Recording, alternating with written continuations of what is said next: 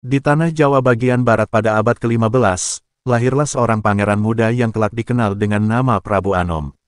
Ia adalah putra mahkota yang disiapkan sejak kecil untuk memimpin kerajaan kecil di tepi sungai besar yang ramai oleh jalur perdagangan rempah.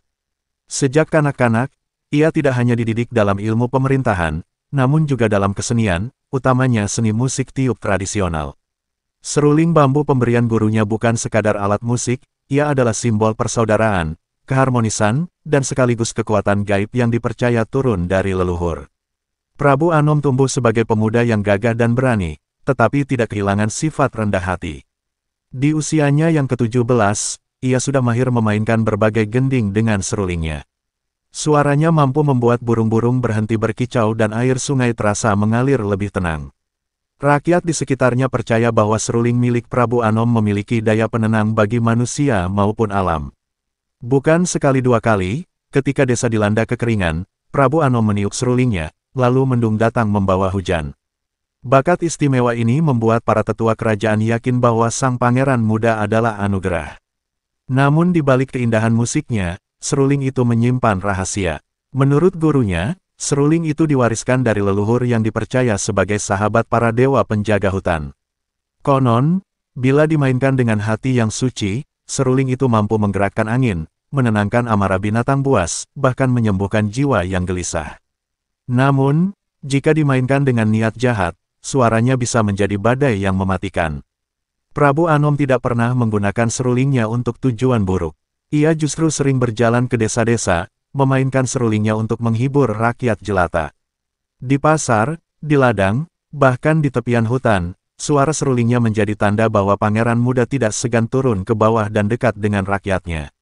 Hal ini membuatnya dicintai dan dihormati, bahkan sebelum ia naik tahta. Namun ketenaran Prabu Anom juga memunculkan rasa iri dari para bangsawan muda lain yang ingin merebut posisi putra mahkota. Mereka mulai bersekongkol, menyebarkan fitnah bahwa Prabu Anom memakai ilmu hitam untuk memikat hati rakyat. Intrik istana pun mulai mengancam ketenteraman sang pangeran muda. Malam itu, Prabu Anom duduk di pendapa kerajaan bersama gurunya, Ki Wangsadara. Angin malam membawa suara gamelan dari desa yang merayakan pesta panen. Ki Wangsadara mengingatkan bahwa seruling sakti harus dijaga dari tangan-tangan yang tamak. Ingat, Nak Anom, katanya sambil menatap muridnya dengan penuh rasa sayang, seruling ini bukan sekadar alat musik.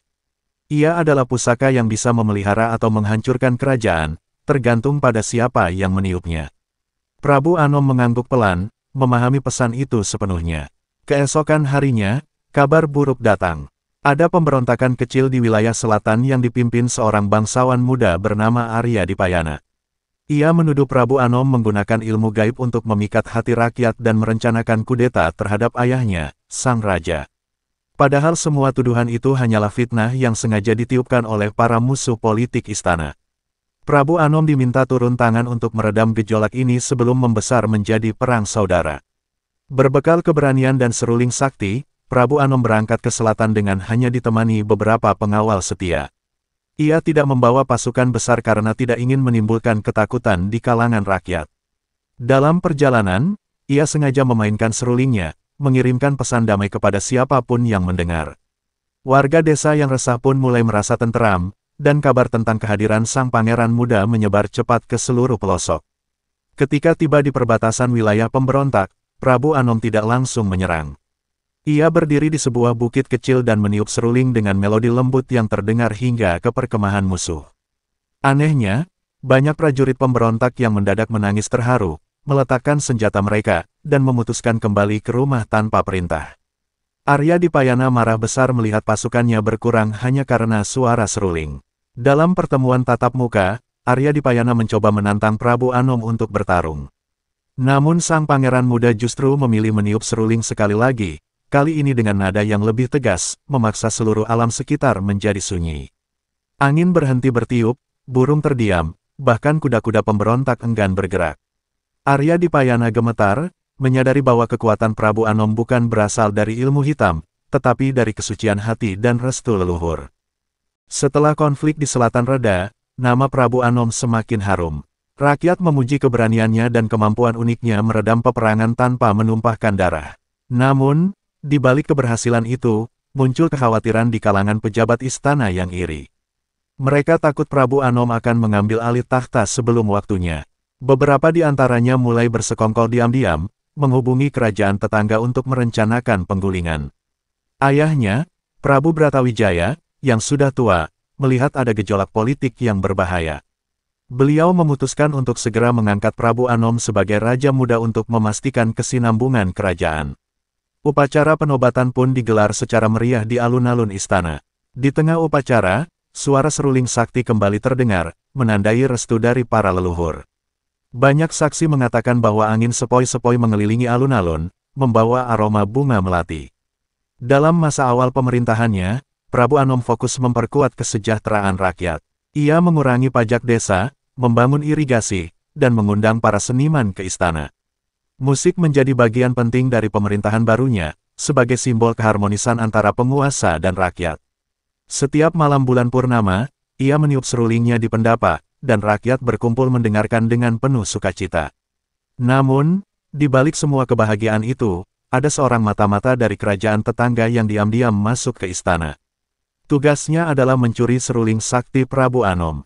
Mereka percaya bahwa jika seruling itu berhasil diambil, kerajaan Prabu Anom akan kehilangan perlindungan gaibnya.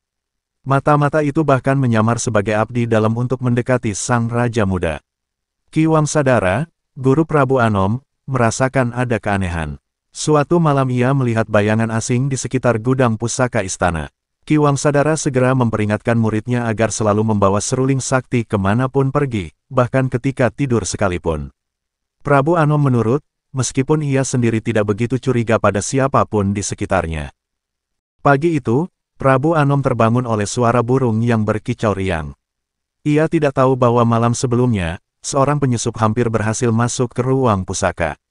Beruntung, Ki Wangsadara sudah berjaga dan menghalau orang itu sebelum sempat mencuri seruling. Meskipun gagal, mata-mata itu berhasil meloloskan diri dan meninggalkan tanda panah kecil di pintu, tanda bahwa ia akan kembali. Prabu Anom mulai sadar bahwa banyak pihak mengincar pusaka peninggalan leluhur itu. Untuk melindungi seruling sakti, Prabu Anom memerintahkan pembangunan ruang khusus di dalam istana.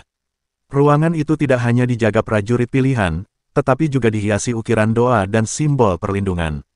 Anehnya, saat pembangunan dimulai, terdengar bunyi seruling dari arah hutan meski tidak ada siapapun di sana. Banyak orang menganggap itu pertanda leluhur mendukung langkah Prabu Anom. Di tengah kekhawatiran itu, Prabu Anom tetap menjalankan tugasnya sebagai raja muda. Ia mengunjungi desa-desa yang baru saja panen padi, mendengar keluhan rakyat, dan meniup seruling untuk merayakan keberhasilan mereka. Suara serulingnya selalu membawa kedamaian. Bahkan, ada kisah seorang anak kecil yang sakit keras lalu sembuh setelah mendengar melodi seruling dari kejauhan. Cerita ini makin memperkuat keyakinan rakyat bahwa seruling Prabu Anom bukan benda biasa. Namun, lawan-lawan politiknya tidak tinggal diam. Mereka mulai menyebar kabar bahwa Prabu Anom memikat rakyat dengan ilmu sihir. Fitnah itu menyebar ke kerajaan tetangga yang memang iri terhadap kemakmuran wilayah Prabu Anom. Beberapa pejabat kerajaan tetangga mulai merencanakan serangan rahasia, bukan untuk menaklukkan wilayah, tetapi untuk merebut seruling sakti. Ki Wangsadara kembali memperingatkan muridnya, "Nak Anom, ingatlah, pusaka ini hanya akan selamat bila engkau sendiri yang menjaganya. Jangan terlalu percaya pada penjaga istana. Seruling ini bukan sekadar benda, ia hidup karena kesucian hatimu." Prabu Anom mengangguk, merasakan beban tanggung jawab yang semakin berat di pundaknya. Setelah serangan gagal, kerajaan tetangga merasa malu. Mereka mengirim utusan resmi untuk meminta maaf dan menjalin perjanjian damai. Prabu Anom menerima dengan senyum tulus. Perjanjian itu tidak hanya menguntungkan kedua kerajaan, tetapi juga memperkuat posisi Prabu Anom di mata rakyat dan bangsawan. Namun, di balik kedamaian itu, masih ada bangsawan istana sendiri yang merasa terancam oleh popularitas sang raja muda. Prabu Anom mulai menyadari bahwa musuh terbesarnya bukanlah kerajaan luar, tetapi orang-orang dalam istananya sendiri. Mereka tidak suka melihat rakyat terlalu mencintai sang raja muda. Dalam rapat istana, Prabu Anom pernah mendengar seorang pejabat berbisik, seandainya seruling itu hilang, rakyat akan berhenti memuja-mujinya. Kata-kata itu membuat Prabu Anom sadar betapa besar peran pusaka itu dalam kehidupan politik. Untuk mengalihkan perhatian, Prabu Anom mengadakan festival musik kerajaan. Semua musisi dari berbagai penjuru diundang untuk bermain bersama. Seruling sakti tidak dimainkan di hadapan umum, tetapi disimpan aman dalam upacara khusus. Festival ini membuat rakyat bahagia dan menunjukkan bahwa musik bisa mempersatukan tanpa harus mengandalkan kekuatan pusaka.